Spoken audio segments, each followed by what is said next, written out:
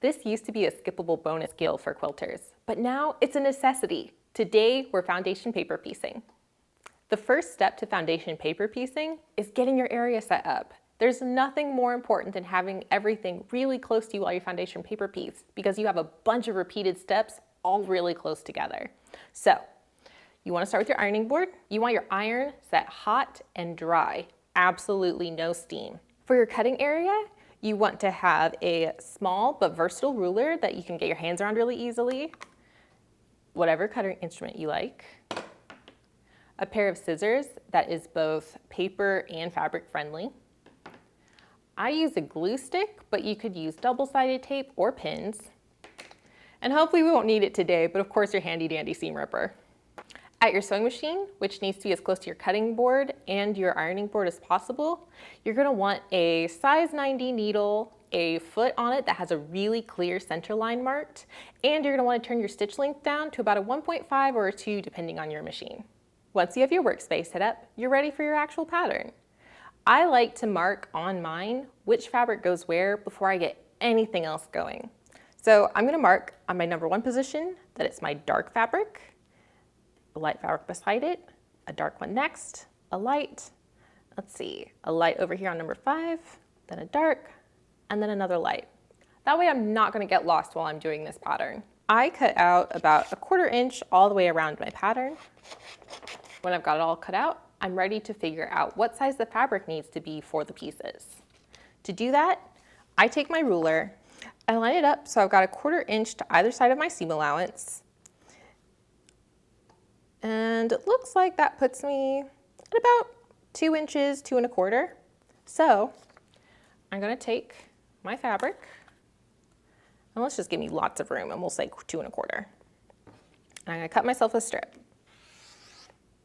Now at this point, I can either leave it as a strip because all of my pieces on this foundation paper piecing pattern are the same shape, or I could go ahead and cut them up into squares or even triangles if I'm feeling really brave about my ability to always get that angle right. I'm not that brave, so I'm gonna stick to a strip.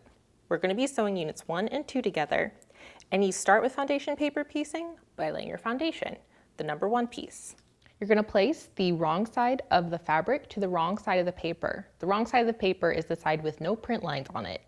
This is the part where I usually hold it up to a lamp or a window, just some sort of light, and I lay my first piece down, and I look to make sure the fabric is going to be all the way around all of my seam allowances of that first shape.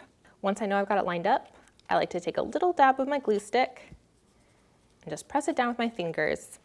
This is going to make it so that my fabric stays in its spot, doesn't shift around as I'm trying to put a second piece of fabric on it, but also isn't getting warped by a pin.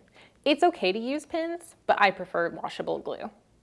So the next piece I'm layering on is for number 2, which means I've got just a straight line back there that I need to make sure I cover. So I can bring my fabric right sides together, over like that. That way they're all lined up and I can sew right across this line. This is the part where if you need a pin, now's the time to use it. I'm going to put it right in at the beginning and end point of my sew line.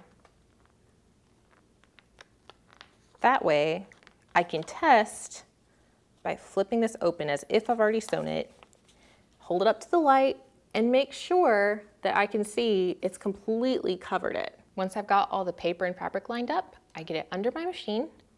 I line it up so that exactly where those sew lines meet, I can bring my needle down. I like to do it by hand. Then I drop the presser foot. I'm gonna stitch forward a few stitches, back to my beginning point, and then on down the line. So I'm stitching forward, and then I'm gonna stitch backwards a couple stitches.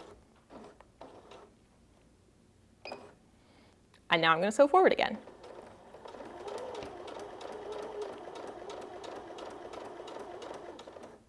I'm gonna stop exactly where that line is, and I'm gonna sew back a couple stitches,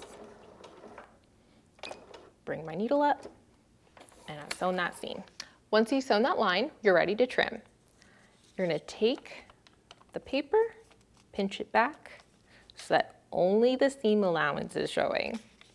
And then take your ruler, go a 1/4 inch out from that paper,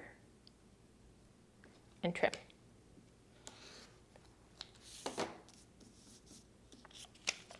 Fold your paper back. Then you can go to the pressing.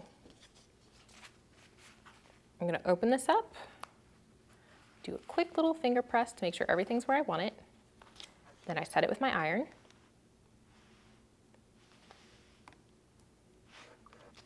Once it's pressed, I bring it back to the cutting table. I'm going to trim off my tail.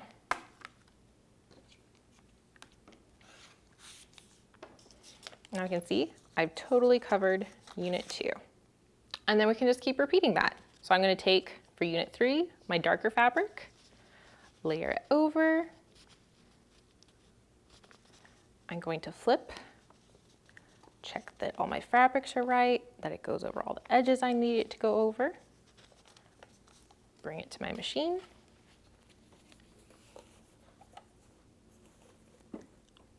Bring my needle down by hand.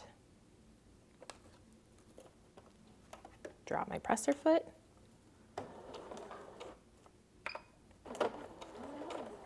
Sew that line.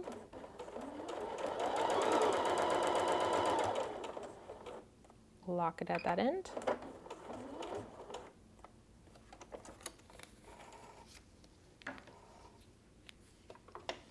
Bring it back over here.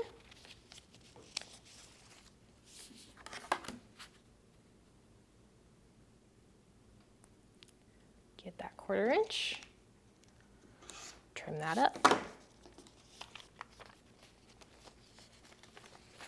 Bring it over to press.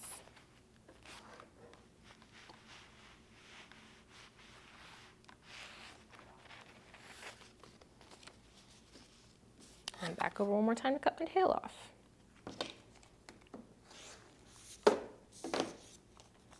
And I've created that triangle. Once you get the unit all sewn, it's looking a little raggedy. It's time to trim the entire unit. You're gonna flip it over, work from the paper side, line up your ruler so that it's lined up along your cutting line. And then just keep doing that for all the sides. Once you've trimmed your unit, you're all done. You foundation paper pieced. Thanks for watching.